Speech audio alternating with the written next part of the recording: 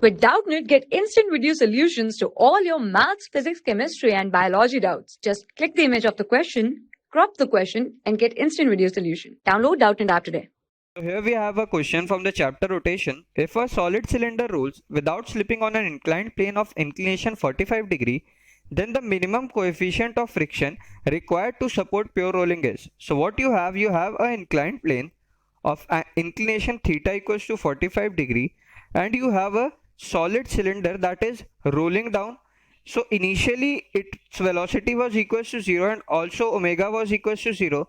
Now it is rolling downwards. So if it is rolling, we can write that only friction is providing torque about this axis, because the normal force will pass through the axis and the mg will also pass through the axis.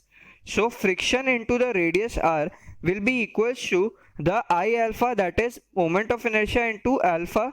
So from here what we get, that friction is equals to mu mg cos theta, and the radius is r itself, and it will be equals to the moment of inertia for a solid cylinder is given by mr square by 2. So it will be mr square by 2 into alpha. So from here what you get, that we know that one more thing, that if we can write alpha r equals to acceleration, because here we are required to prove the condition of pure rolling.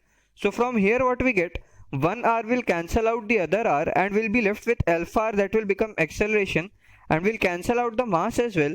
So 2 mu g cos theta comes out to be the acceleration for the body, that is for a solid cylinder. So from here the next thing we can write that the acceleration equation. So for the acceleration equation, mg sin theta, that is the force acting downwards, minus the friction that is acting backwards, will be equals to mu mg cos theta. Basically mg sin theta is acting downwards and you have a frictional force acting backwards. So from this equation, this will be equals to mass into acceleration.